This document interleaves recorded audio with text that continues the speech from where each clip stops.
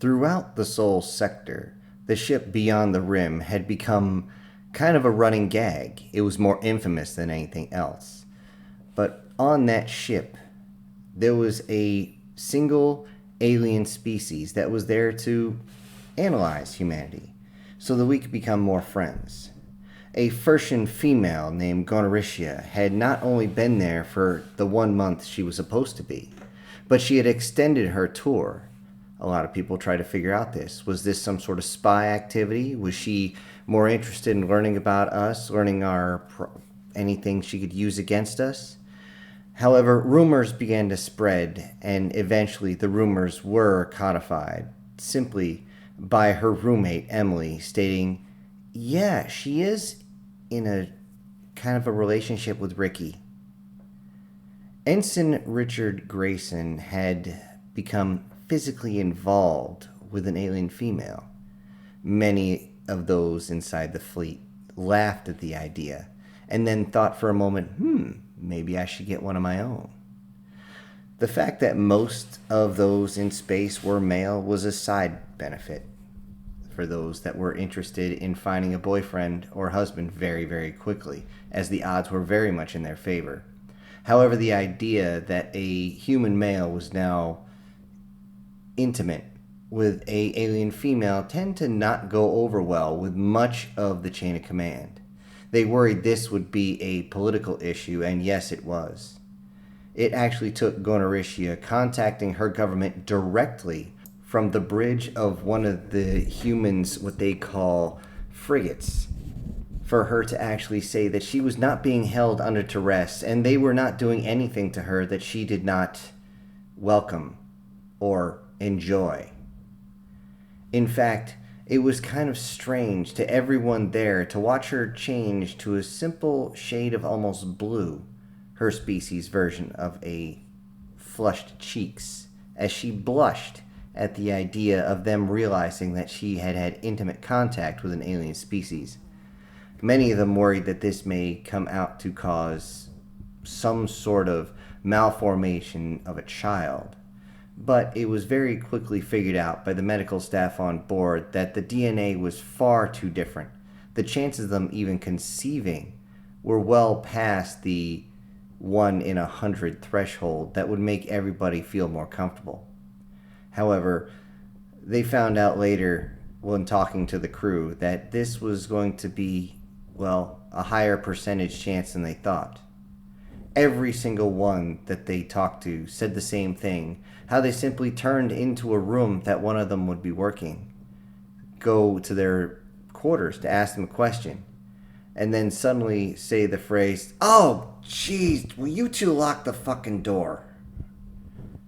This made everyone seemingly chuckle, as what else could you do in that sort of situation? They were both interested in each other. One was much younger than the other. Gonoritia freaked out when she actually found out how old Ricky truly was. She didn't understand that humans, since they had discovered and started to work with zero-point energy, quantum flux fields and such, that humans didn't age, not in the way she understood. So Ricky was actually in his late 30s, even though he looked like he was a late teenager. Ricky told her that, well, this is the form that I wanted. I wanted to look young. I want to be in my prime. As he flexed his muscles, he knew that this was something Gonoritia enjoyed looking at, as the males on her planet were very, very lean and didn't have much muscle definition at all. In fact, it was more akin to being able to move, more flexibility, more ability with speed and things like that to show off the females, where humans, clearly, it was power. With this, Gonoritia worried that her own species might go to war with the humans, and she did not want that, as it would mess up her life. But nothing happened for that. Instead, she was more worried about other species, as they began to be worried about this, as humans began to get a reputation around the galaxy of wanting to mate with anything. This suddenly made everybody think that the phrase that humans said when they were angry at another one, that said, mate you, suddenly seemed plausible.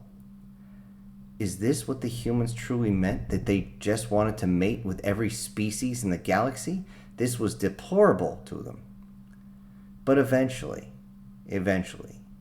with the reaching out of Goretia, and of course the Yaka, and any other of the species that have been working with humans, things seem to calm down. That is, except for one species. One species at the far end of the rim called the Terechna. The Terechna were, well, for lack of a better term, they were a very capitalistic species. But they were also extremely tribalistic, down to families, that is.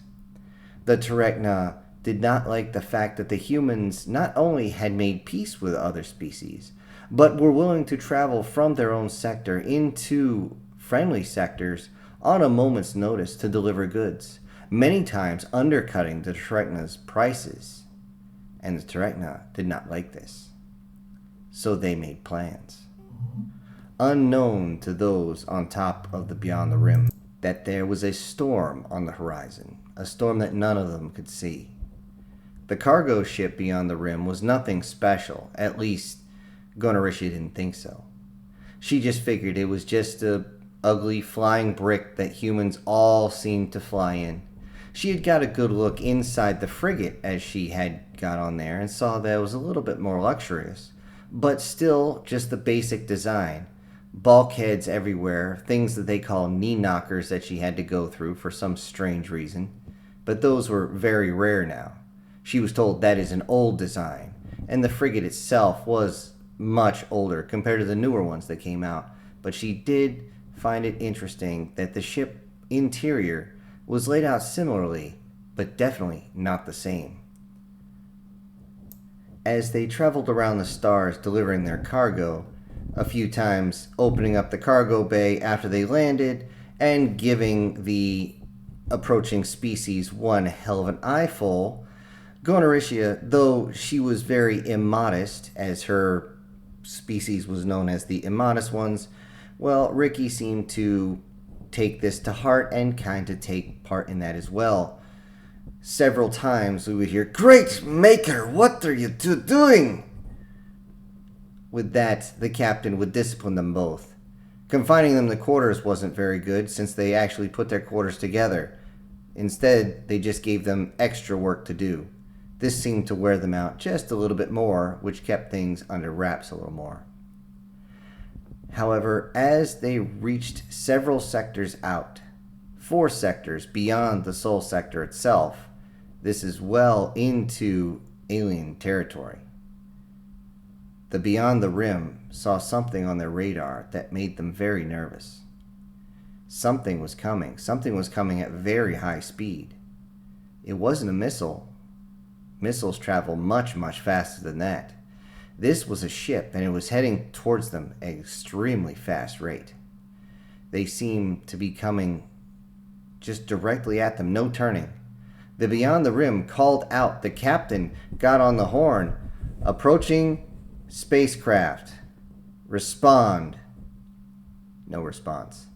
Approaching aircraft. This is the Beyond the Rim. We are a human cargo vessel. Respond. Nothing. With that, the human captain simply got a strange look on his face. Gonorishia had never seen this before. It was that of utter seriousness and determination. She looked around at each of them, and everyone who saw the captain's look simply either nodded or turned back to their stations, and suddenly began to open other panels that she had not even noticed before. They began to tap on these panels, and things began to happen around the ship. She suddenly heard over the command, "General quarters, general quarters."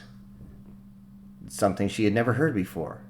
She went to go ask what was going on, but even Ricky was busy. He was so focused on his work that even as Gonorishia asked him what the hell was going on, he didn't respond. He was hyper-focused on what he was doing. He was busy sending out a distress beacon, letting them know that they were most likely under attack. She didn't understand this. She couldn't read the human language. She could understand what they were saying, but she hadn't learned how to read it yet. She did understand that humans did use the color red as danger, so she knew something was seriously wrong.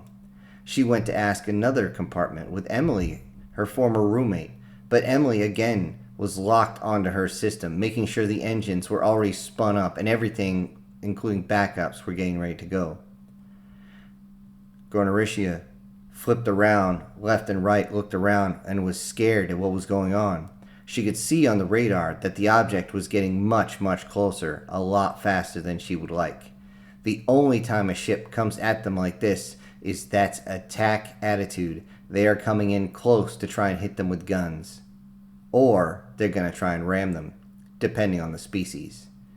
This made Gornaricia very nervous, as she knew there was only one species that would ever try something this stupid. Well, at least she thought. To her surprise, the scanners indicate it was a Terekna ship. With this, the captain actually rolled his eyes. Oh shit, I knew this was coming. Gornaricia was confused. The captain simply said, "Hey, you," pointing at Gornaricia, "go strap in and hold on to something." Gornaricia was confused, but she did not hesitate, running over to one of the emergency seats and strapping in as tight as she could, strapping in so tight that it made the harness that she used to wear look like kid gloves. With that, the captain got on the horn again. "Unidentified ship, we understand you are on attack attitude. If you continue to approach, we will have no choice but to defend ourselves." With that, they waited, and those few seconds passed very, very slowly. Then suddenly from the comms, "Energy spike! Evasive maneuvers!" Suddenly, the ship lurched in an odd direction. Gornaricia wasn't ready for it as she had her head slam into her own shoulder. It hurt a lot, but it was better than being crushed under her own weight. She was able to right herself just as the ship moved. She could see on the sensor that they had fired some sort of weapon at them. Some sort of weapon that whipped past them. She could actually feel the static electricity coming through the bulkhead. The captain tried to call one more time. "Unknown vessel. I'm going to pretend that was a mistake. You are going to identify yourself, right?" And with that, a Terekna voice came over. Humans, you will surrender your vessel. You no longer have communications with your own people. We have jammed your communications and help will not be coming. You'll surrender your ship along with the Fashun you have on board. And you will know that you will be held in our detainment for the rest of your lives. However, if you defy us, we will destroy you and simply say it was a Yeka or a Fashun who had done it. So you have one choice. If you wish to survive, you will surrender to us. With that, the captain looked around the crew, flipped on the comms, and said, "I don't think so, asshole." He flipped his hand really quick, and with that, the engines cranked up to full, lurching the ship forward as hard as it could. A second later, Gornaricia can feel the ship tilting and turning. It was like the cargo bays had opened up. The inertia from opening cargo bays was enough to move the ship ever so slightly, and you get used to that feeling very quick. She couldn't figure out, are they trying to dump the cargo? What's going on? She looked over to one of the displays, and she couldn't believe what she saw. Suddenly, she saw turrets had pumped out of the ship. They were inside armored blisters that seemed to elevate themselves all of a sudden and expose the guns. With that, the guns began to blaze away as fast as they could. A mixture of energy and ballistic weapons came flying out at the ship that had just fired at them.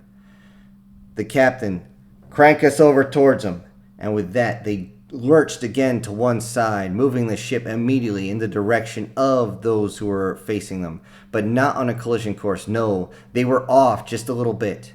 And as they began to get closer and closer, the ship itself that they were firing on seemed to turn as buzzers went off. Energy spikes! And with that, the ship again lurched, this time dropping down so much that Garnicia thought she was going to be launched out of her seat. She could feel again the static electricity of whatever was being fired at her had passed by the ship close enough that they had just barely missed. However, she realized by looking at the radar that they were extremely close. How close? Close enough that point defense systems were beginning to rip holes in the hull of that ship. They pierced it straight down the middle. They began to put designs into it. She looked over at the weapons station and she saw Johnny, the weapons specialist, smiling and laughing. She couldn't figure out what was going on. Confused, she couldn't bring words to her mouth. But the kicker was, Johnny seemed to know exactly where to fire. The ship that was facing them seemed to immediately go adrift. Its engines were still on, but it seemed like all the crew was done. Johnny continued to use his sensor to move the guns in a certain way. And with that, a few seconds later, it was over. Gonoricia asked, "Is it over?" The captain said, "Yeah, you can unbuckle now." She got up and ran over to Ricky just to see if he was okay. He was laughing as he looked at the screen. She couldn't figure out what was going on, but all the humans looked up at the screen and began to do deep laughs. They couldn't believe what they were seeing. With that, she looked up, but she couldn't figure out what she saw. But she would commit it to memory and figure out that he actually wrote, "Humans were here," across the side in a very slanted, one kind of fluid motion across. She didn't understand this. She knew humans had different languages, but she had been rarely seen this outside what they call a signature. She was very, very confused. With that, of course, the jammer was let go.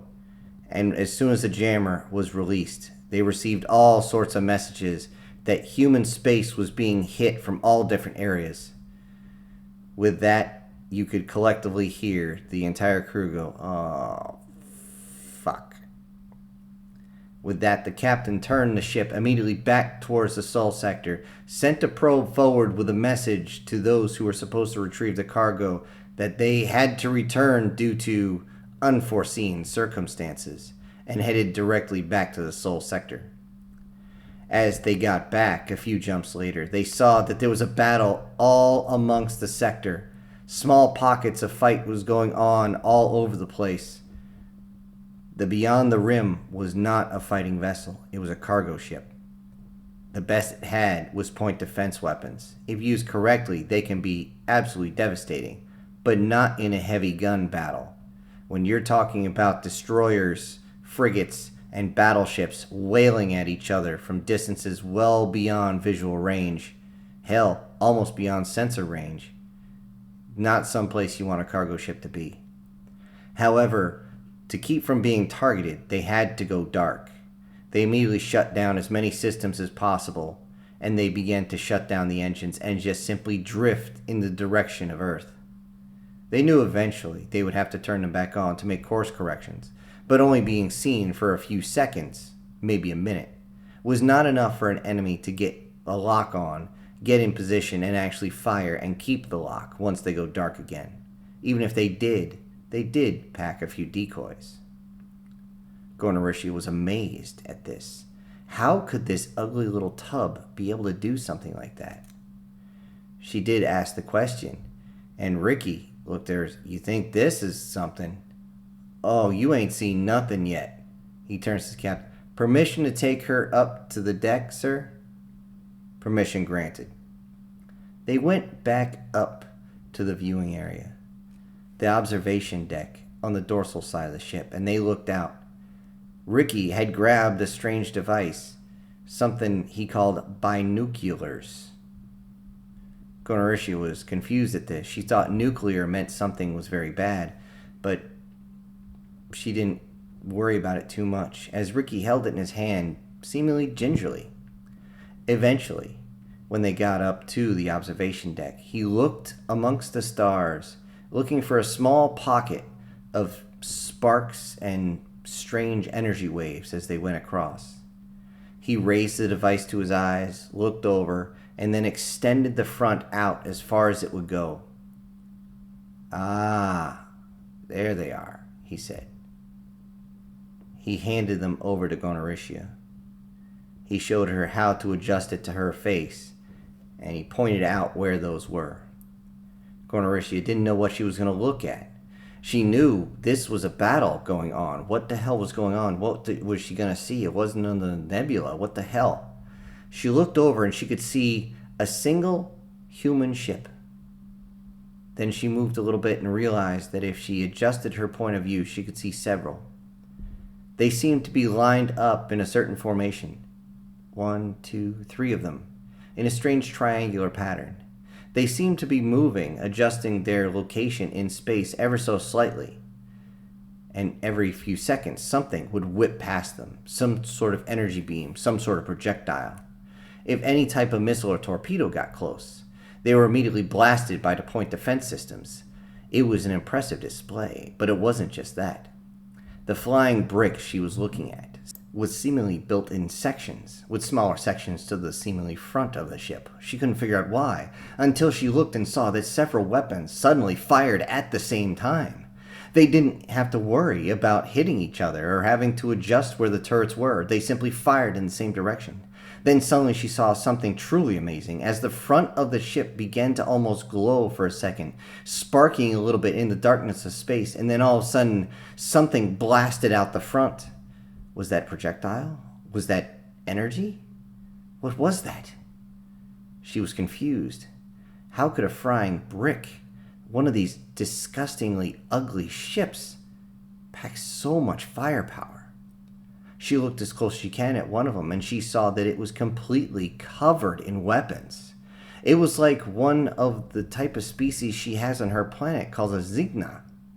The humans call them similar to porcupines, just covered with all sorts of weapons. As some of the missiles tried to come in through the flanks, they were simply shot to pieces by the point defense systems, or other missiles were sent out to hit them. It was an amazing dance that she saw in space. She watched for several minutes, and eventually she pulled the binoculars down. And without turning away from the sight she could see, she asked Ricky, "How could you build warships like that so quickly? I've never seen anything like this with all the weapons hanging out." Ricky was confused, but he understood what she meant. "Oh, no, my dear. He reached his hand around her shoulder and pulled her in a little closer. No. Understand that those ships in particular, those are designed specifically for combat. The fact that they don't put their weapons out until battle starts is more to protect the weapon systems. Weapon systems, as you know, are very, very, very fragile. If they hit, they're completely useless, even if they don't explode." "But I thought all you made were flying bricks." Ricky kind of looked at her sideways a little bit as she continued to look out, and he said, "Well, yeah, I guess by your way, we do make flying bricks. But our flying bricks can bring one hell of a lot of fun to the party." With that, she looked over to where the ships were firing at and saw several of the Trekna ships being destroyed as their internal atmosphere seemed to blow up in a massive fireball, a mix of red and greens. She seemed put back at this. As she looked a little closer, and then she tried to raise the binoculars to look close, Ricky took the binos and pushed them down. No. You don't want to see that. Trust me." He looked over, and she was extremely sad at what she was seeing. He simply put his hand behind her head, twisted her around, and then put her head in his shoulder. This was a universal sign that had come to fruition. A simple holding, and one Gonoritia had come to appreciate beyond all other attempts at intimacy. It was at this point that they realized that the ship had started up again and would have to do some course corrections. And they worried about what was going on, so immediately they ran down back to the bridge to take up their stations again. But by the time they got to their stations, the course correction was over and they had gone dark again. When the battle was over, Gornaritia had to send her next month's report. Her species, the Fursuning, were very interested to know how the humans had stopped a full-on invasion and possible annihilation in their sector. Gornaritia filled out her report at what she had seen, and to end it, she actually wanted to say what Ricky said about bringing a lot of fun to the party, but she believed that her own species would not understand. But then she thought about it.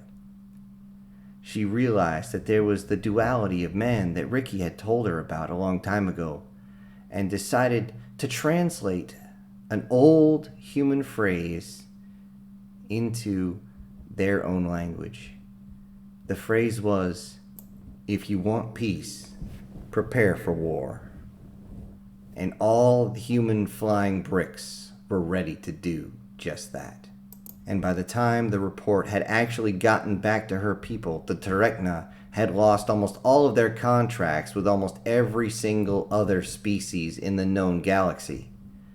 Those that were still working with them were usually doing things black market style and getting a lot of discounts, as the Trekna would have a long time before they were able to resolve any issues and rebuild any reputation they might still maintain. However, they are never going to lose the stigma of being bitch-slapped in the timeout corner by a bunch of angry, hairless monkeys.